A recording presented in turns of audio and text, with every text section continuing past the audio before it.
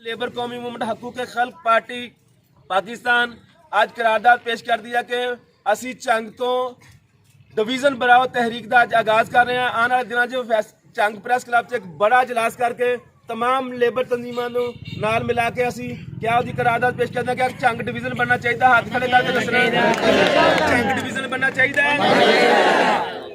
और रियाज शाह साहब जिहड़े ने साडे नाल अज मौजूद ने डिवीजन बनाओ तहरीक दे, असी उन्हां दी भरपूर हमायत का ऐलान करते हैं और चंग डिवीजन बनाओ तहरीक का अगले इंशाअल्लाह आने वाले दिनों एक बड़ा इज्तिमा करके दसांगे कि चंग दे लोग भी अपना हक लैने तैयार होते हैं। साडा एहतसाल किया जागीरदारां ने, सियासतदानां ने, गद्दी नशीनां ने और इन्होंने साडा एहतसाल किया। असी उहदे खिलाफ भरपूर तहरीक चलावांगे। यह तहरीक हुण मजदूर दी, किसान दी, तुलबा दी तहरीक होगी और इंशाअल्लाह पाकिस्तान लेबर कौम हकूक खल्क पार्टी भरपूर तरीके नाल जंग लड़ेगी।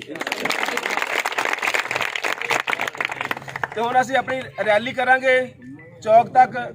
साडी पूरी तहरीक जितने भी साथी ने, साडे उहदेदारान ने, सारे लेबर के जो अज का मुतालबा है कि रेट बताया जाए, असी उसकी हमायत करते हैं और असी DC साहब तो मुतालबा करते हैं, असी जनाब जो कमिश्नर साहब उन्होंने मुतालबा करते हैं कि एक हफ्ते के अंदर अंदर ये रेट बताया जाए। अगर रेट नहीं बताया जाएगा तो लेबर के नाल जंग डिवीजन बनाओ तहरीक भी इन्होंने एहतजाज करने पर मजबूर हो जाएगी।